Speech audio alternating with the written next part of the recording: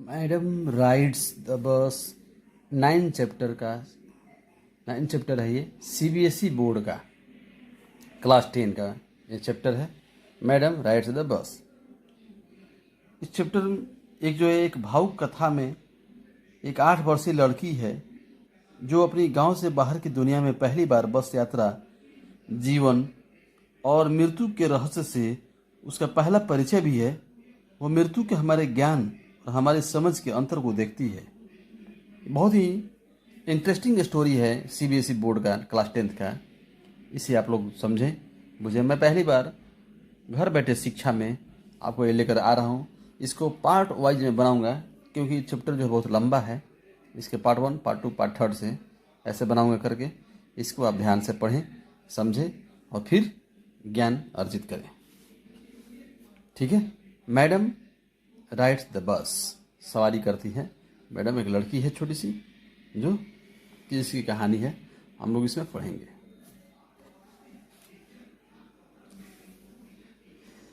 लिखा है कि देर बाजा, यहाँ पर लिखा हुआ है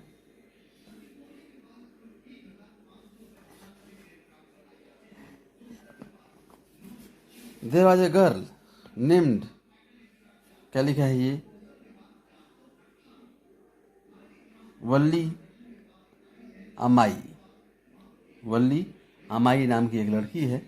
who was called Valli for short में उसको वल्ली के नाम से जाना जाता है। She was 8 years old and very curious about things. वो 8 वर्ष की लड़की है जो हर वस्तु के बारे में जानने की उत्सुक रहती है। हर favourite pass time was standing in the front way door. क्या लिखा है, उसका पसंदीदा जो है काम जो है अपने घर के मुख्य द्वार पर खड़े रह करके वो देखती रहती है, निहारती रहती है बाहर के लोगों को। लिखा है कि वाचिंग क्या doorway of her house, watching what was happening in the street house है। जो भी अगल गली वली में आते रहते हैं लोग उनको ये देखती है, निहारती है। There were no playmates of her own age on her street. उसकी गली में जो है कोई भी क्लासमेट प्लेमेट्स नहीं है, मतलब उसका कोई दोस्त नहीं है अपना उस एज का। And this was about all she had to do. वो लिखा है कि बस यही जो है वो कर सकती थी जो वो कर रही है। लेकिन इसमें लिखा हुआ है कि but for Valli standing at the front door was every bit as enjoyable as any of the elaborate games other children played. Watching the street gave her many new unusual experience. वो कहता है कि परंतु बल्ली के लिए आगे वाले द्वार पर खड़े रहकर उतना ही आनंददायी था जितना और बच्चों के खेल को। वो कभी मायूस नहीं होती थी। वो चुपचाप जब बस को निहारती रहती थी तब वो बड़ी खुश रहा करती थी। ठीक है। उसको गली को देखना उसे कोई अनुभव देता था, ऐसा करता था जैसे लगता था उसे कोई आनंद आ रहा हो। ठीक है। अगले चैप्टर में पॉइंट में चलते हैं। ये पॉइंट 1 है।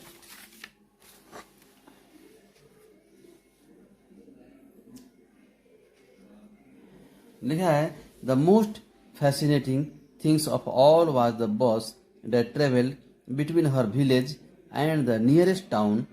It passed through her street each hour, once going to the town and once coming back.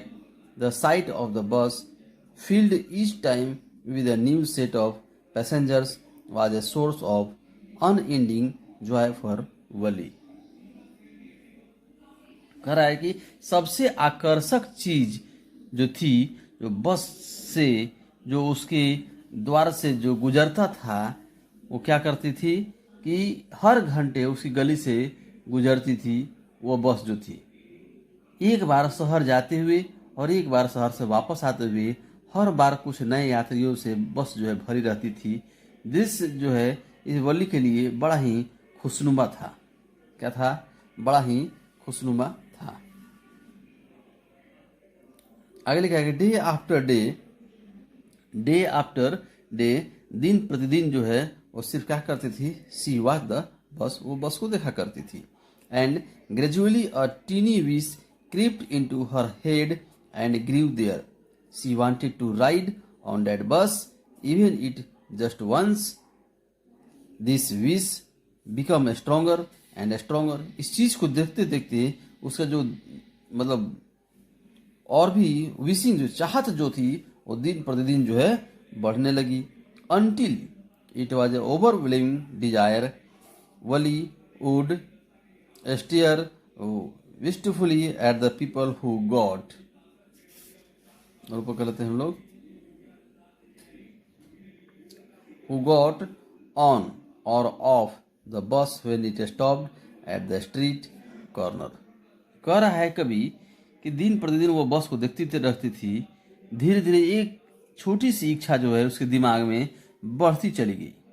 वो केवल एक बार बस की सवारी करना चाहती थी. उसकी तीव्र इच्छा जो है तीव्र बढ़ती गई.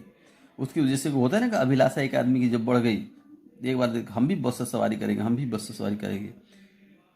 वली बस से उतरते चढ़े लोगों को बड़ी उदासी से घूरती रहती थी. जब गली जो है नुक्कड़ पर रुकती, उसके चेहरे और इच्छाओं, सपनों, आशाओं की ओर बढ़ते थे. लेकिन उसका कोई मित्र नहीं था, वो जानती थी बेचारी. Their faces would kindly in her longing. बड़ा उदास रहती थी. Dream and hopes. If one of her friends happened to ride the bus and try to describe the sight of the town to her, Wally would be too jealous to listen and would shout in English, proud, proud. Neither she nor her friends really understood the meaning of the word, but they used it often as a slang expression of disapproval. कह रहा है कि उसका कोई मित्र बस की सवारी कर आता, शहरों के दृश्य का वर्णन उससे करता, तो बल्ली बड़ा जलती थी. उसको मतलब ईर्ष्या होता था और सुनती ही नहीं. वो अंग्रेजी में सिर्फ चलाती थी प्राउड प्राउड, बस और कुछ नहीं. नहीं उसके पास कोई मित्र था इस शब्द को सर समझने के लिए, उसके दिल को भड़ास को निकालने के लिए कोई था ही नहीं बेचारी के पास में. और इसका प्रयोग जो है एक अनौपचारिक रूप से सहमति के लिए जो है किया करता था लोग. ठीक है. उसके बाद में लिखा है कि over many days and month Valli listen carefully to conversation between her neighbours. कह रहा है कि कई दिनों और महीनों तक वली जो है ध्यान से अपने पड़ोसियों और लोगों से बातचीत सुनती रही जो बस को नियमित प्रयोग करते थे. क्या करते थे? लिखा है कि and people who regular use the bus and she also asked a few district. जो आते जाते थे इधर उधर से उनके बारे में पूछा करती थी. ठीक. आगे लिखा है क्वेश्चन हियर एंड देयर, आने जाने का क्वेश्चन पूछा करती थी. This way she picked up various small details about the bus journey. क्यों पूछा करती थी? लिखा है कि कहाँ से पकड़ते हैं, कैसे उतरते हैं, मतलब बस के बारे में कोई आइडियाज नहीं था, इसलिए वो उस चीज को जानकारी लेना चाहती थी कि हम भी अगर कभी बस की सवारी करें तो कैसे किया जाता है बस की सवारी. जैसे आज मान लीजिए हम लोगों के पास में क्या है कि हवाई जहाज की आइडिया नहीं है हमारे पास में, लेकिन जिस दिन हमारे पास पैसे हो जाएंगे हम भी एक दिन सपने देखते हैं कि नहीं कि हमारे ऊपर से जब हवाई जहाज ऊपर उड़ के जाता है तो हम सोचते हैं कि काश हम भी हवाई जहाज से सफ़र करते हैं. लोग कहते हैं कि ये मत ले जाना, उतना मत ले जाना, ऐसे प्लेटफार्म पर रखवा लेंगे, एयरपोर्ट पर रखवा लेंगे. तो नया आदमी लोग कैसे होता है, कैसे जाते हैं लोग, कितना टिकट लगता है, कैसे बैठते हैं, कहाँ कहाँ चेकिंग होता है, कितना माल हम ले जा सकते हैं, उतना ले जा सकते हैं जितना बस में हम ले जा सकते हैं. बहुत तरह के क्वेश्चन जो है क्रिएट होते रहता है माइंड में. ठीक उसी प्रकार से छोटी सी बच्ची है 8 साल की, इसके दिमाग में जो है आते जाते लोगों से सुनते रहती है, मन को कसौटते रहती है कि काश मैं भी एक दिन पहुंचूंगी, मैं भी एक दिन सवारी बस की करूंगी. लेकिन आइडियाज नहीं है, इसलिए आइडिया लेती रहती है कहाँ पर उतरना है, कहाँ पर चढ़ना है, कैसे करना होता है, कैसे चढ़ना होता है, कैसे बैठना होता है, कहाँ पैसा, मतलब इस तरह के क्वेश्चन जो है दिमाग में निकाले जा रही है. फिर लिखा कि हो गया बस. The town was 6 miles from her village. उसके गांव से 6 मील की दूरी पर था शहर. द फेयर वाज 30 पैसा वन वे. एक साइड का 30 पैसा लगता था. Which is almost nothing at all. और कुछ नहीं. She heard one well dressed many say but to wally who secretly saw the match much money from the month of the next. अगले महीने से क्या करने लगी, वो पैसा जो है बटोरने लगी, जिससे क्या हो जाए कि वो अगले बार जो है जाने के लिए सुसज्जित हो जाए। लेकिन पहले के समय में 30 पैसे की बात हुआ है तो 30 पैसा इंपॉर्टेंस हुआ करता था, पहले वाली बात नहीं है, आजकल वाली बात नहीं है। ठीक है, तो लिखा है कि from one month to next it seemed a fortune, the trip to the town took 45 minutes, 45 minute का समय जो बस जो है क्या करता था, लेता था वो हैं। इसलिए बेचारी वो पैसे को बटोरने में लग गई। अगर उसके बाद लिखा है वन रीचिंग टाउन, शहर पहुंचने में 50 मिनट लगता था। If she stayed in her seat and paid another 30 पैसा, कह रही है इस यदि वो अपनी सीट पर रहे तो 30 पैसा और दे दे। फिर से मान लो वापस आना है तो 30 पैसा ऊपर देना पड़ेगा और फिर से वहीं से वापस आ जाना पड़ेगा। She could return home on the same bus, this meant, इसका मतलब ये हुआ कि she could take the 1 o'clock afternoon bus, reach the town at 1:45 and be back home by about 2:45। इसका मतलब ये हो गया वो उसी दिन बस में वापस भी लौट सकती है। इसका अर्थ ये है कि दोपहर 1 बजे से बस को पकड़े और 45 पर शहर पहुंचे और 2:45 तक घर वापस हो जाएगी।